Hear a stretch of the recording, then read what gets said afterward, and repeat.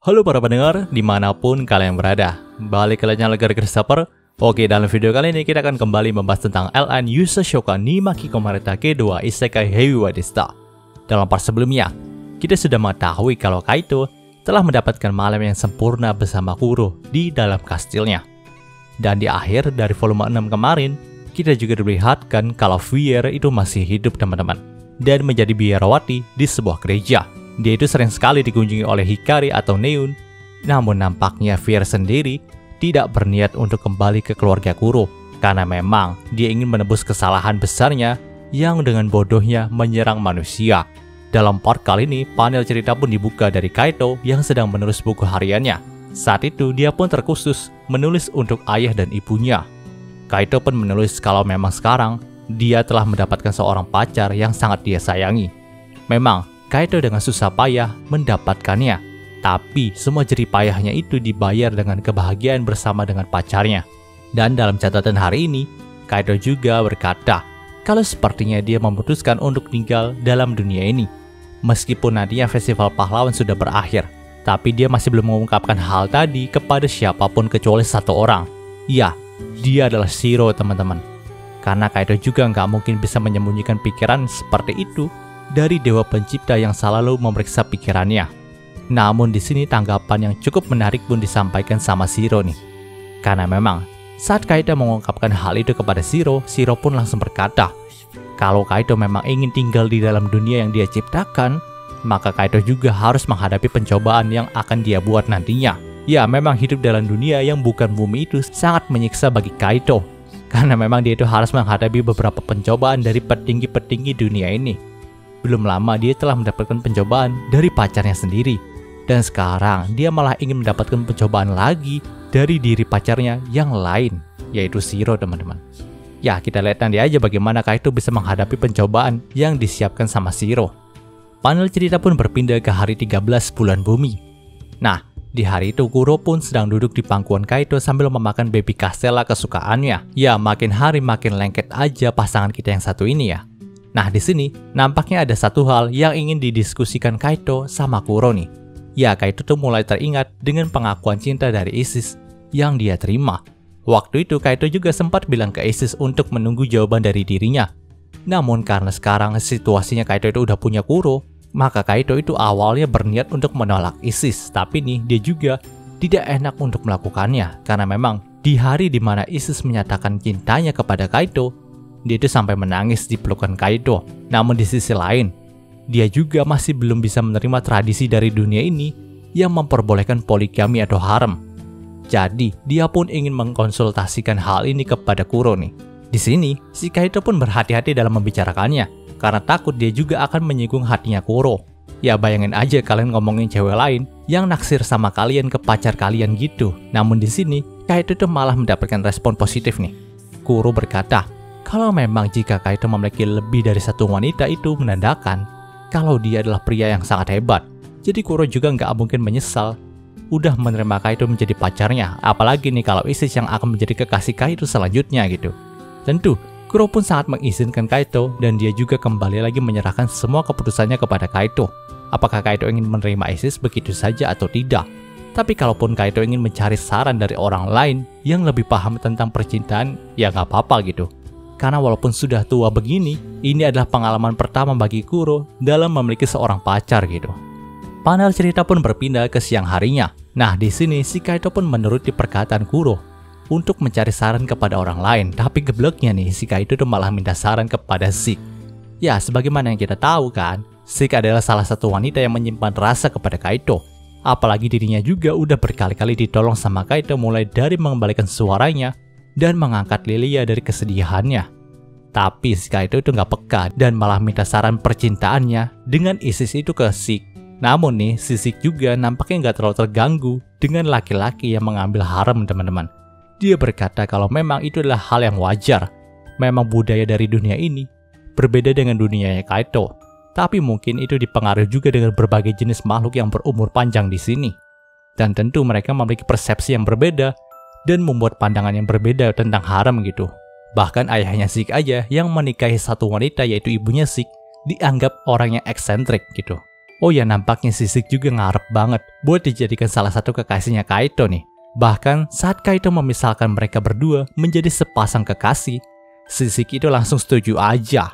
Nah, setelah berkonsultasi kepada Zeke, Kaito pun melanjutkan konsultasinya ke Orchid, pangeran pertama dari kerajaan Oriana, anak dari Raize.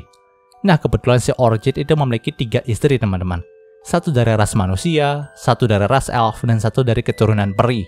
Jadi di sini si Orchid juga tidak mempermasalahkan bila mana Kaito memiliki banyak istri. Justru itulah hal yang dituntut dalam dunia ini. Namun Orchid pun berkata kalau sebaiknya Kaito juga meminta saran kepada Raize ayahnya.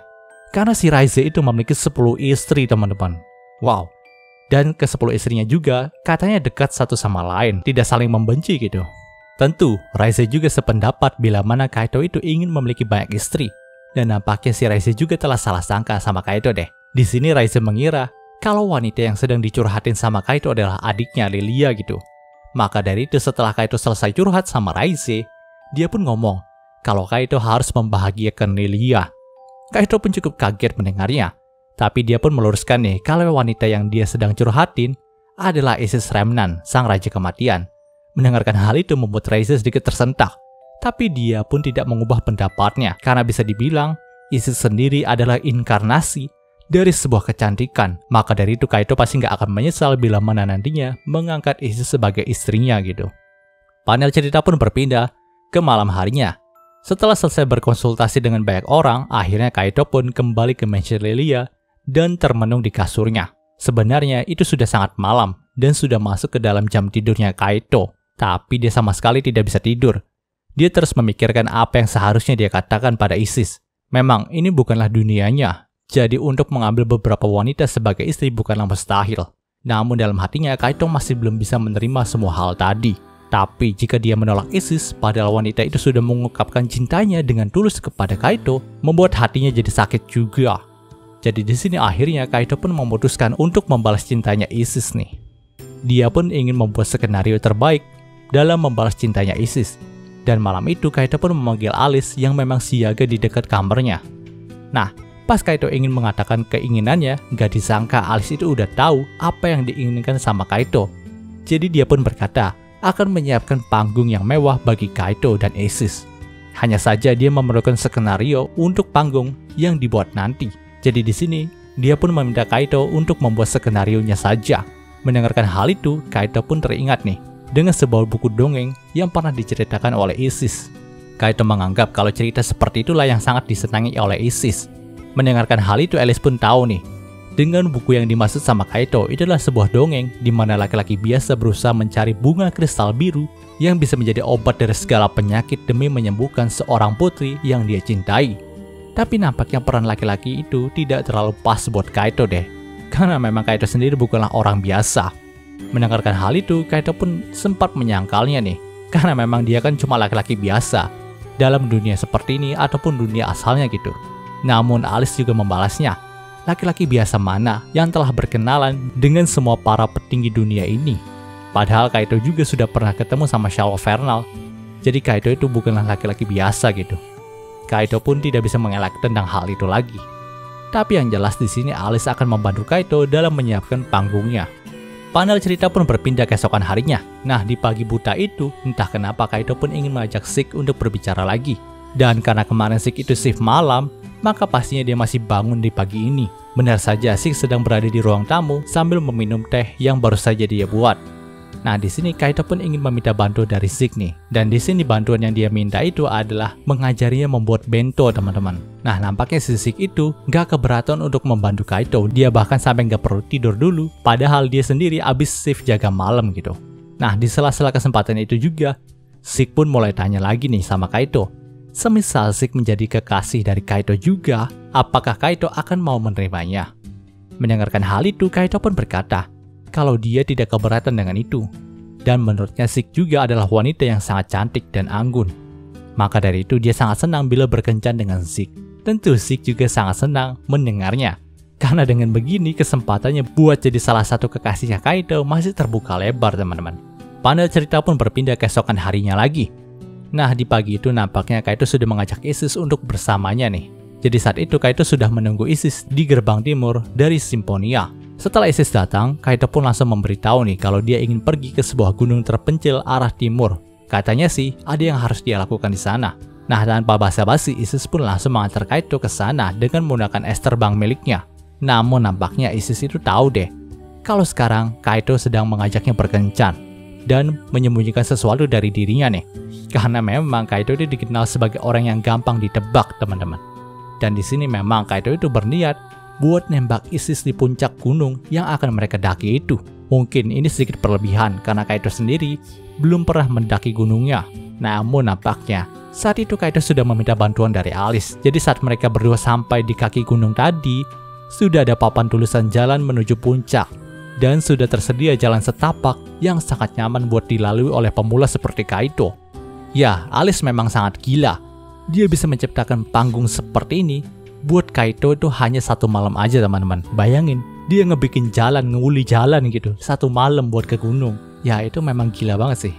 Itulah yang membuat Kaito jadi geleng-geleng kepala juga gitu. Bahkan saat Kaito itu sangat lelah dalam mendaki gunung, si Alice itu nampak sudah paham. Jadi dia pun menempatkan warung yang dia buat tepat di sekitar Kaito itu sedang kelelahan, teman-teman.